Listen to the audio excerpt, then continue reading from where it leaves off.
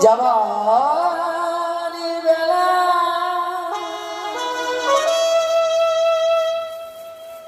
একইটি কথা আমি শুধু বলে যেতে চাই জনম জনম এই হরিনা আবার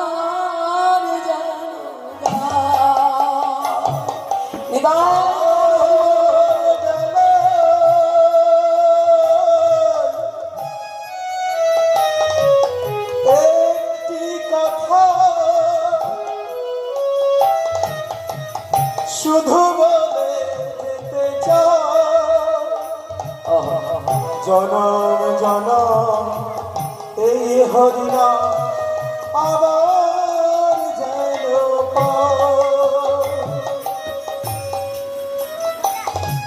জনম জনম এই হরিনা আবার যেন যেদিন থাকিব মায়া যাব চলে যাব অনেক দূরে সাজের প্রদীপ জ্বালায়ে দিও কৃষ্ণ নামের সুরে যেদিন থাকব না থাকব না গো যাব বহুদূরে সাজের প্রদীপ জেলে দিও আমার স্মৃতির পরে যাবার বেলা শুধু বলে যেতে চাই জনম জনম এই হরিনা আমার যেন হরে কৃষ্ণ কৃষ্ণ কৃষ্ণ হরে হরে হরে রাম হরে রাম হরি বল হরে হরে হরে কৃষ্ণ কৃষ্ণ কৃষ্ণ হরে হরে হরে রাম রাম রাম হরে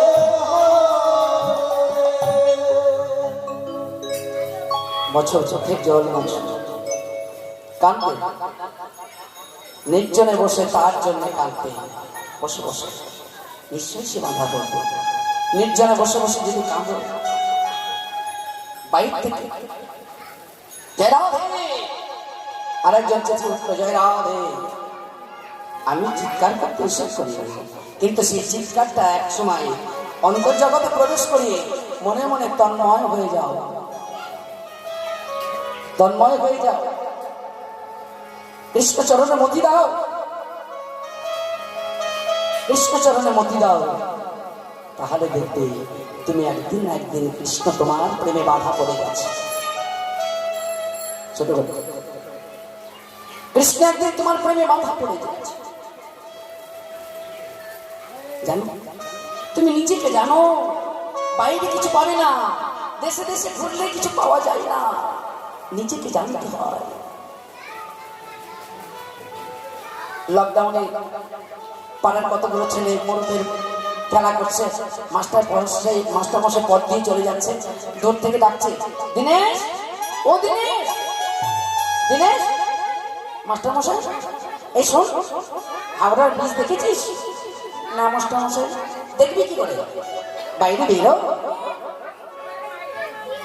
ঘরে বসে থাকলে পাবি দেখতে চলে গেছে তারপরে দিনেশ খেলা মাস্টার মশাই সঙ্গে পথ দিয়ে যাচ্ছে দিনেশ এই দিনেশ হ্যাঁ মাস্টার মশাই কুতুব মিনার দেখেছিস না মাস্টার মশাই দেখবি কি করে ঘরে চিরকাল বসে থাকলে কি করে দেখবি চলে গেছে তারপরে দিন আবার যাচ্ছে দেখছি দিনেশ খেলা করছে, মাস্টার মশাই করছে। দিনেশ, এই দিনেশ, শোন শোন। হ্যাঁ মাস্টার মশাই, এই ভিক্টোরিয়া দেখেছিস? না মাস্টার মশাই। আরে দেখবি কি করে, ঘর থেকে বেরোবি তো, ওই তো ঘরে বসে থাকলে কি দেখবি? দিনেশের 3 দিন বলার পর খুব রাগ হয়েছে। হ্যাঁ, এইবার দিনেশ দেখছে তারা কালকে মাস্টার মশাই আসে। কালকে মাস্টার মশাই যেমন দেখেছে রাস্তা দিয়ে আসছে, তা ওই মাস্টার মশাই দিনেশকে কথা বলার আগেই দিনেশ চিৎকার করে বলছে, মাস্টার মশাই, মাস্টার মশাই। মাস্টার মশাই বলছে, কি রে? শোনেন, হরিদাসকে দেখেছেন? হরিদাস? আরে আমাদের পাড়ার হরিদাস, আপনার ঘরের কাছে হরিদাসকে দেখেননি? বলে কই না তো। দেখবেন কি করে, চিরকাল তো বাইরে বাইরে ঘুরে বেড়ালেন, পাড়ায় একটু থাকার অভ্যাস করেন।